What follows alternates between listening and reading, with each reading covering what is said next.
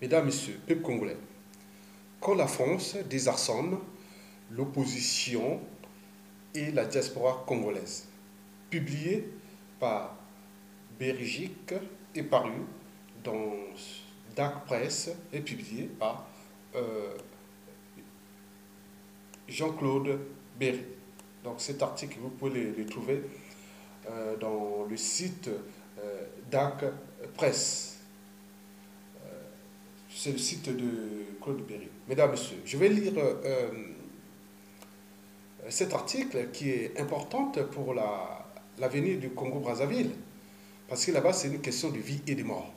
Il me semble que tout le peuple congolais est en danger. Et tout le monde le sait d'ailleurs. Mesdames, Messieurs, quand la France désarçonne l'opposition et la diaspora congolaise, il y a des nouvelles qui vous tombent sur la tête comme des coups de massue. Celles que la diaspora et l'opposition congolaise ont reçues hier,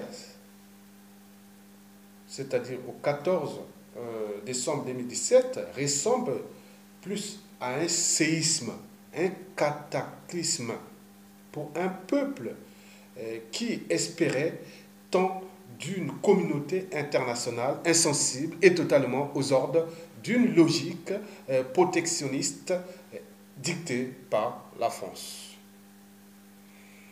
Profitant de sa visite au sommet pour le réchauffement climatique On Planet Summit de ce mardi 12 décembre 2017 à Paris, le président contesté congolais a marqué plus que des pions.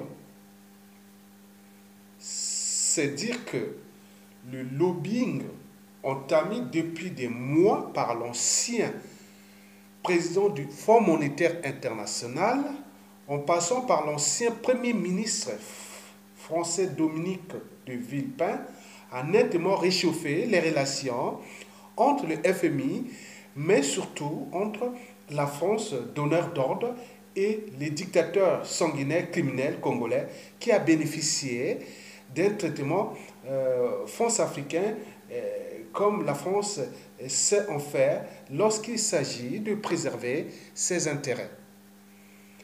Malgré la forte mobilisation de la diaspora congolaise de France, France-africaine a tenu à démontrer sa capacité de gérance encore intacte dans son giron d'Afrique française centrale en volant au secours d'un pays mis à genoux par une gouvernance calamiteuse d'un clan érigé en monarchie républicaine. Toute honte bue, la France ferme les yeux sur un bilan de gouvernance catastrophique où se mêlent dissimulation, trafic, corruption, vol et gérance opaque familiale de l'État. Le Congo-Brazzaville est le dernier de la classe en matière de gestion économique. Ce constat pourtant bien reconnu et établi par la directrice du Fonds monétaire international n'a pas empêché cette dernière à se soumettre à ses maîtres. L'important, c'est de sauver la vache à lait, la zone CEMAC, pour que la France continue à pérenniser un système colonial, économique figé, mais surtout rentable. Et pourtant, le constat de Christine Lagarde est sans appel. Comment le FMI peut-il oser rétablir des négociations avec un régime qui s'est montré de mauvaise foi en dissimulant une partie de sa dette publique? La stabilité politique et la reconnaissance économique ne sont pas au rendez-vous au Congo-Brazzaville. Le mauvais élève pourrait-on dire, même le très mauvais élève qui a même tenté de cacher ses finances catastrophiques au Fonds monétaire international. C'est le Congo-Brazzaville. Une dette sur le papier d'au moins 8 milliards d'euros, de rentes pétrolières gagées, des arriérés de salaires, des grèves dans tous les secteurs. C'est un triste constat. Avec une grande tristesse, nous constatons que toutes les vieilles recettes de la France-Afrique de Jacques Foccart sont toujours sur la carte du menu et au goût du jour. C'est ce que l'ancien président français Jacques Chirac déclarait en 2008 et reste fort malheureusement d'actualité.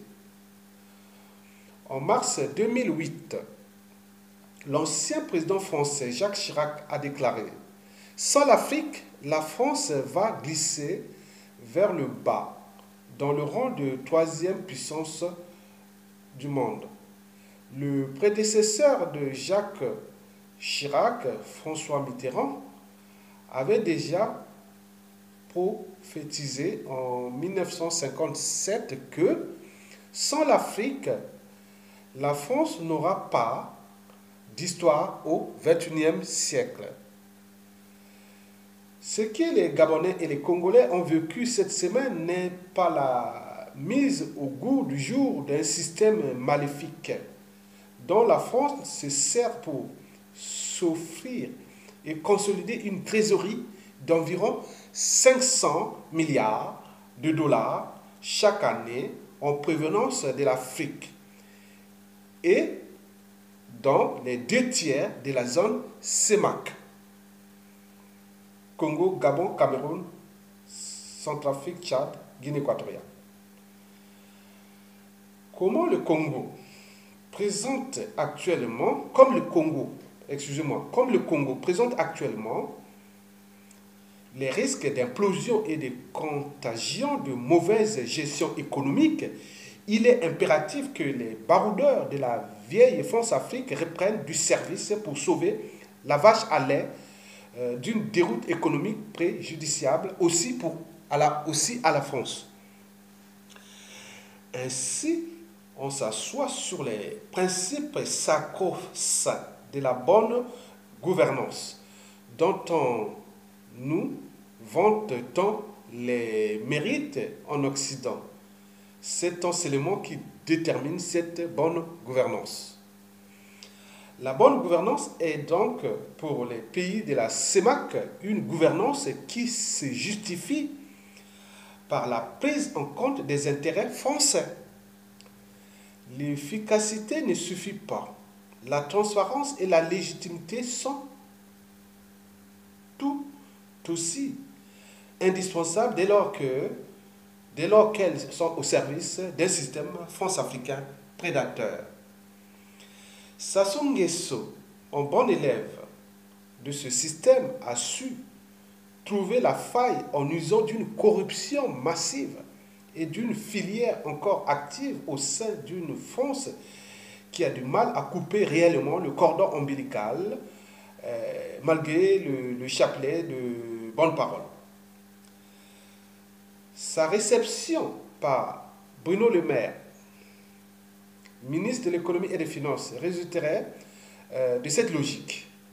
Malgré le malaise palpable des dirigeants français, mais lorsqu'il s'agit des intérêts de la France, celle-ci demeure solidaire, humiliable et surtout insensible à la misère des populations meurtries par une dictature féroce et sanguinaire. Sous les sourires narquois et faussement hésitants, au-delà du baiser de Judas offert au dictateur sanguinaire et criminel Denis Sassou Nguesso, c'est bel et bien le président français Emmanuel Macron qui a donné son quitus pour sauver le Congo de la noyade. Ceci part d'un postulat qui fait école au sein de la grande religion des dirigeants français partisans de la France-Afrique.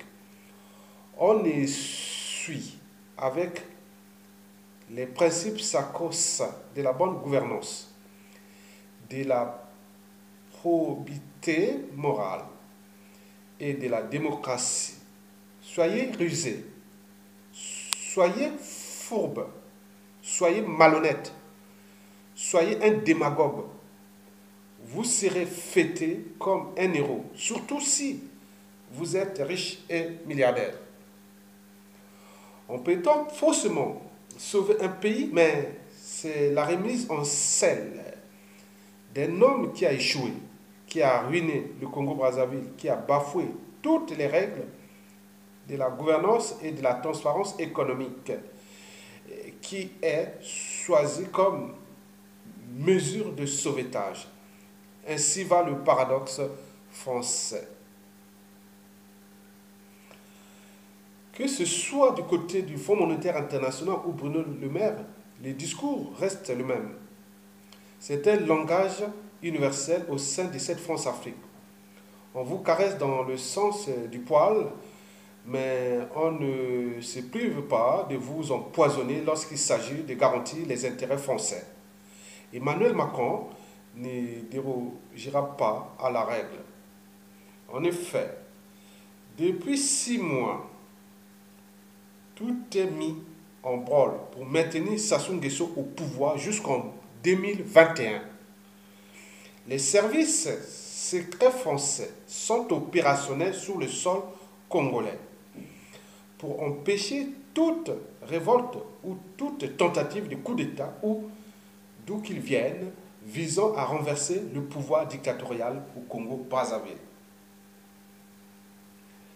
L'alternance au Congo a été momentanément mise en parenthèse par les Français qui considèrent que l'opposition congolaise et la diaspora ne donnent pas assez de garanties pour que cette dernière prenne le risque de se débarrasser d'un bon pion contre un pion aléatoire. C'est à contre-cœur que les lobbies français ont validé la solution de maintenir ce criminel de Brazzaville jusqu'en 2021. Pour ceux qui suivent les événements récents comprendront pourquoi il a été acté de sauver le soldat Sassou Nguesso et qui est présentement au fond du trou. Comme beaucoup de Congolais aiment se satisfaire des bruits de couloir, continueront à faire confiance à la France qui a pourtant eu un discours clair. On t'aide sous certaines conditions. Respect d'une gouvernance, lutte active de la corruption, fin de la crise au pool et sortie définitive de Sassou Nguesso en 2021. Comme en 1998, la France s'était engagée officiellement à protéger le pouvoir de Sassou Nguesso en faisant appel aux forces extérieures pour sécuriser les entrées stratégiques et les institutions moribondes. Les Congolais sont désormais avertis. Jean-Claude Berry, vous pouvez le trouver dans DAC Presse. Mesdames, Messieurs, je vous remercie.